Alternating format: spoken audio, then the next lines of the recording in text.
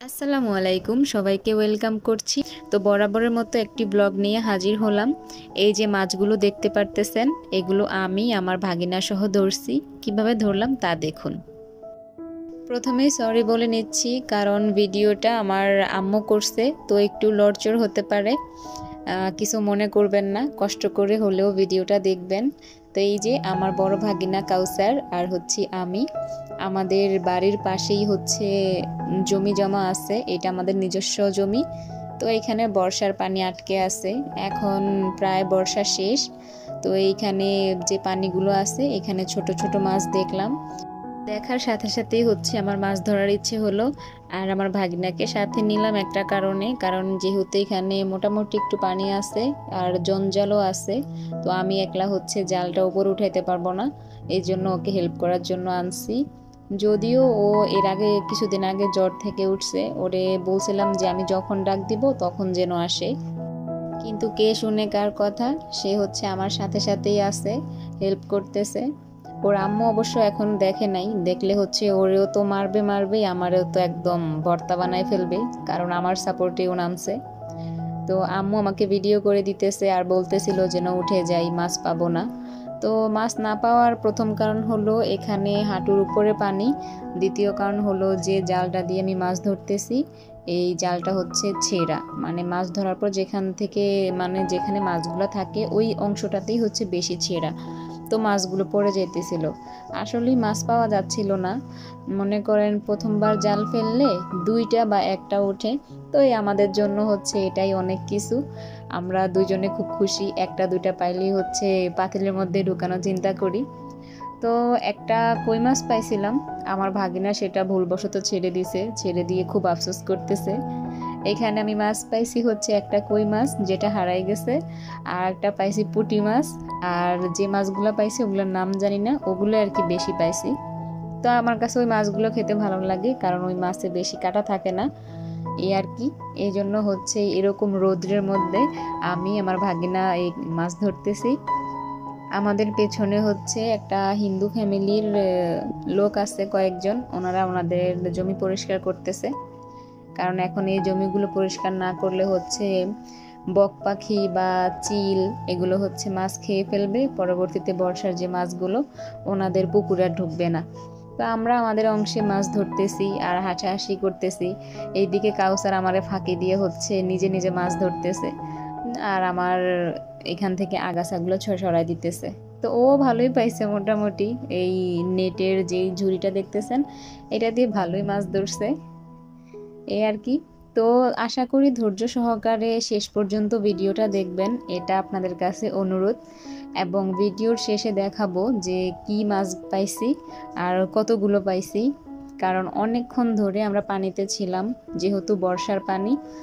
অনেকেই বুঝতে পারবেন যে বর্ষার পানি কিন্তু প্রচুর চুলকায়, মানে বিভিন্ন স্থানের পানি মিশ্র থাকে, তো যার জন্য প্রচুর চুলকায়। আর আমাদের তো মোটামুটি হাত পা চুলকাচুলকি করতেছে, তারপরে আম্মুরে বুঝতে দেই নেই।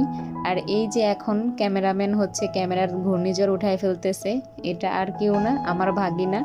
তাকে হচ্ছে আম্মু জোর করে উঠাই দিছে, কারণ বেশিক্ষণ থাকলে তার জ্বর উঠবে। আর আম্মু এখানে বসে আছে। আমার ভাগিনের হাতে ক্যামেরা দেওয়ার পর ও একদম ক্যামেরাতে ঘূর্ণিঝড় সিডর যা যা আছে সব তুলে ফেলছে। তো আমি বলছি ওকে স্থিরভাবে বসার জন্য, কিন্তু ও এদিক ওইদিক যায়, আমার সাথে সাথে ঘুরতেছিল, এই জন্য ক্যামেরার এই অবস্থা। তার জন্য সরি, আসলে বাচ্চা মানুষ তো ভিডিও কিভাবে করতে হয় জানে না। তারপরেও আলহামদুলিল্লাহ যতটুকুই করছে খুব ভালোই করছে। আর আমি ভিডিও করতাম না, এমনিতেই করলাম, কারণ এটা একটা স্মৃতি হয়ে থাকবে।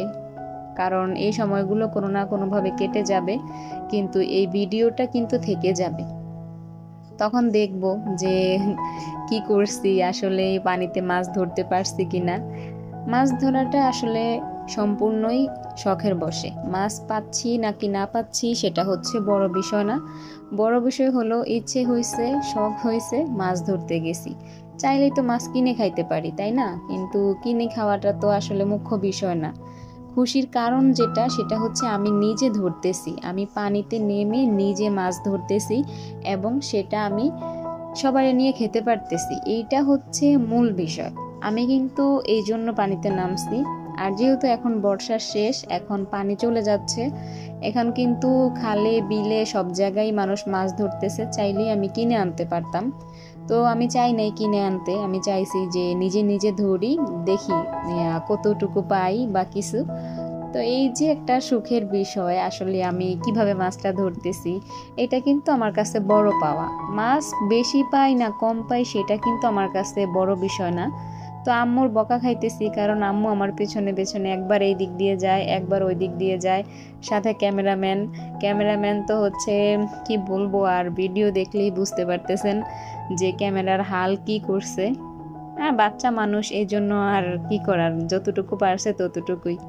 তো আম্মু আমারে বলতেছে উঠে যাওয়ার জন্য, কিন্তু আমি ওই যে একটু ধরি, যখন একটা মাছ পাই তখন মনে হয় যে না আর একটু ধরি, এমন করতে করতে হচ্ছে আমি আর উঠতেছিলাম না। আসলে উঠতেছিলাম না, না আমার উঠতে মন যেতেছিল না, একটা মাছ পাইলেই হচ্ছে আমার মনে হয় যে আরও পাবো। তো এই যে এখানে চলে আসছি, আর এই যে দেখেন সেই পুঁটি মাছটা, আর কই মাছটা তো পড়ে গেছে। এই যে কালো কালো মাছ, এটার নাম কি আমি জানি না, যদি আপনারা কেউ জেনে থাকেন অবশ্যই কমেন্ট বক্সে জানাবেন। কিন্তু এই মাছটা কালো হইলেও কিন্তু যখন কাটার পর পরিষ্কার করা হয় তখন কিন্তু আর কালো থাকে না। এই যে আমার আম্মু হচ্ছে মাছগুলা ঠিক করতেছে, কারণ যে কালো কালো দাগটা এরকমভাবে করে নিলে কিন্তু আর কালো দাগটা থাকবে না। তারপর হচ্ছে কেটে নিয়ে পরিষ্কার করে আনবে। আর যেহেতু আমি মাছ ধরে আসছি, এখন আমার মাছ কাটার মতো কোনো অবস্থা নাই, আর আমি এত ছোট মাছ কাটতেও পারি না।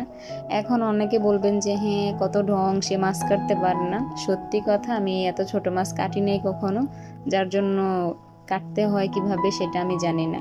তো আম্মু হাসতেছিল, বলতেছে যে এই মাছ পাইছো, যে তুমি তোমার ভাগিনা তো খেয়ে শেষ করতে পারবা না।